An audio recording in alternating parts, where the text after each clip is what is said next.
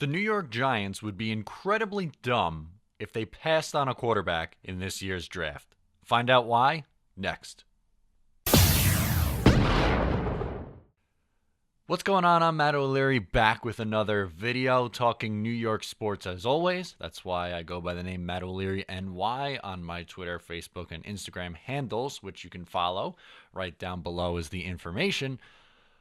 But I like to talk New York sports. I do it on my show, Big Apple Banter. I do it on here. And pretty much anytime anyone ever talks to me, it's about New York sports. That's just kind of my role, and that's my thing, and that's what I enjoy. So today's topic is going to be about the New York Giants, and if they should select a quarterback at the number 2 pick, keep it and take someone like Saquon Barkley, or trade back and do something different. What I have to say is very simple. You don't get the second pick in the draft very often. And when you do, you absolutely have to capitalize on the opportunity to get your franchise quarterback for the next 10 to 15 years. You absolutely must. You cannot pass up that opportunity to take a player like Saquon Barkley, as talented as he may be, and he might go on to have a great NFL career. He's not the same impact kind of player as someone like a Josh Rosen or a Sam Darnold is going to be. Getting your next franchise quarterback has to be the number one goal for the New York Giants this offseason. And the easiest way to do it is to take quarterback in the number 2 pick. Like I said, they don't get the number 2 pick very often. If you are in this situation again next year, something terrible went wrong. And the funny part is, they did this same thing when they drafted Eli Manning. They already had a veteran in Kurt Warner in place, but they still took that quarterback. They drafted Phillip Rivers, but we know how that worked out.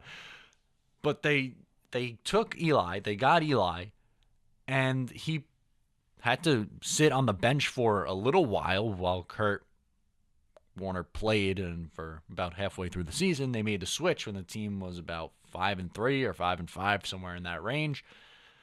And they made the right call. Look how it worked out for them. They got 2 Super Bowls out of it, a few playoff appearances. That's all you could ask for. And if you're the New York Giants, you got to do the same thing all over again. It just makes too much sense. How someone could sit here and argue saying that it would make more sense to improve another area of the team that doesn't have such a high impact. I'm not really buying into it, because I don't think this team is just one piece away from a Super Bowl. I think they still need some more pieces on offense. I'm not saying that they should completely ignore the running back position at all. That's not the case at all. But you can address that in the second or third round in this draft. It's a very deep running back class, and I don't think the value drop-off is all that much. Yes, some people are comparing Saquon Barkley to Adrian Peterson, but if you look at Adrian Peterson's success in the NFL on the teams he's been on, the farthest they went was with Brett Favre when he was with the Minnesota Vikings. They went to the NFC title game and ended up losing to Drew Brees. Quarterbacks are the biggest thing that impact the game today. There's no arguing it. And if you think you can have a couple more years of Eli Manning playing competitive football, I'm sorry, you're wrong. The stats are just showing that he's on the decline.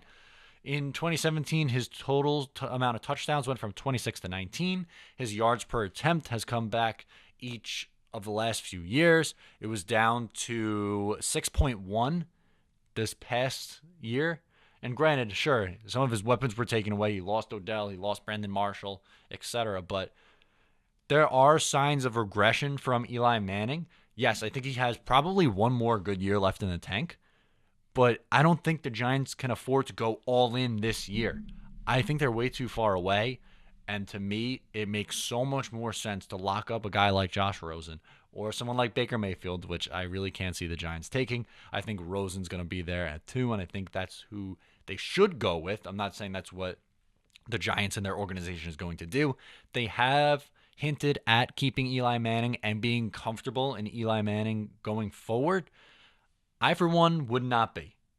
But as a Jets fan, I'd be okay with them passing on a quarterback, because that means more would be available later in the draft at 6.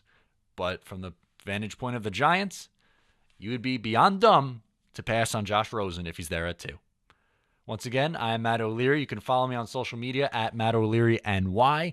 We will do these videos as much as possible. I'd love to do them daily, but I don't know if that's going to happen. I am talking New York sports with you, and I hope you enjoyed. If you did, give it a thumb up and subscribe. Thank you, and have a good night.